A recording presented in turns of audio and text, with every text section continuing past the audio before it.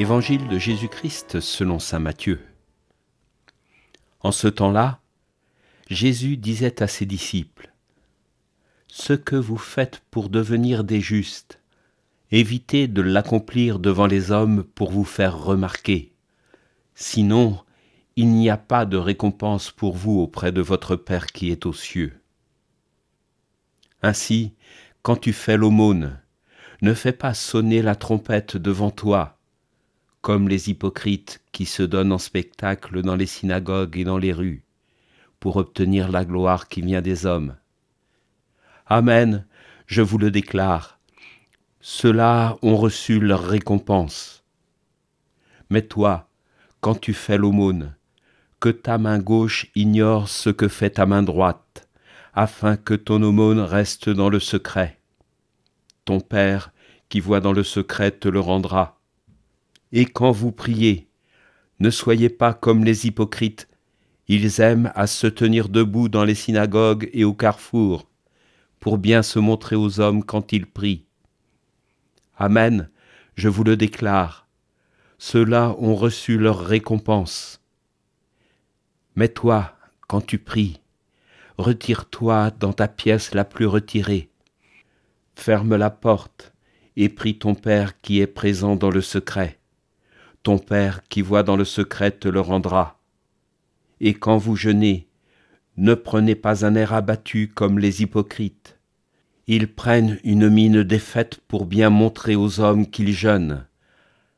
Amen, je vous le déclare, ceux-là ont reçu leur récompense.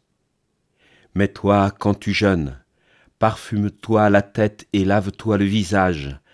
Ainsi ton jeûne ne sera pas connu des hommes, mais seulement de ton Père qui est présent au plus secret. Ton Père qui voit au plus secret te le rendra. Bonjour, aujourd'hui nous commençons la lecture du chapitre 6 de l'Évangile de Matthieu, avec un saut, les versets 7 à 15, qui traitent plutôt du Notre Père et que nous verrons plus tard. Ce matin, Jésus nous enseigne et nous interpelle sur le sens de nos actions, pour passer du paraître à la discrétion. Conformer ses actions à ses principes de vie ne doit pas être le lieu de la comédie, du spectacle. Faire l'aumône au son des trompettes réveillera le quartier, mais c'est une mauvaise motivation. Agir de manière désintéressée, dans le secret, voilà qui ne peut qu'attirer l'attention de Dieu.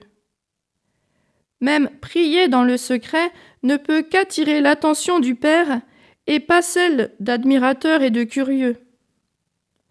Enfin, le jeûne, lui non plus, n'est pas un spectacle ou un concours à qui aurait l'air le plus sombre.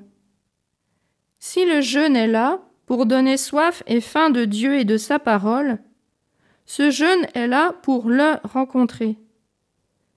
D'où la nécessité de se faire beau et belle, de se parfumer la tête, de se laver, puisque c'est pour lui.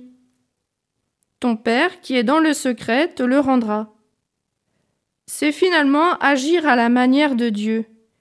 Il nous comble de bienfaits tout au long du jour, dans la discrétion, sans tambour ni trompette, si bien que souvent nous n'avons même rien remarqué. Prenons le temps aujourd'hui de le remercier, par un temps gratuit, rien que pour lui. Ce qui peut paraître paradoxal, car tout au long de cette page d'Évangile, Jésus, lui, n'a pas trop d'illusions sur nos motivations profondes. À 4 reprises, Jésus évoque les récompenses et la soif de reconnaissance que nous éprouvons. Dans nos vies agitées, il est un lieu à préserver, cet endroit secret, retiré, où nous pouvons ouvrir notre cœur au Seigneur.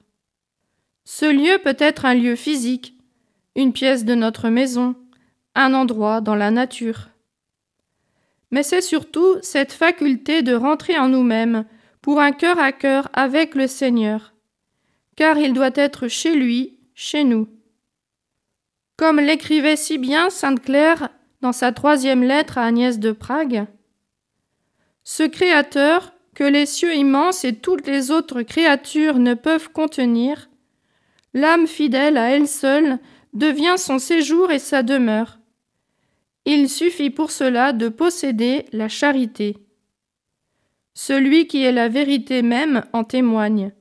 Celui qui m'aime, mon Père l'aimera, moi aussi je l'aimerai, et nous viendrons à lui, et nous ferons en lui notre demeure. Voilà notre récompense. L'évangile du jour était commenté par une sœur Clarisse du monastère Sainte-Claire de Nantes.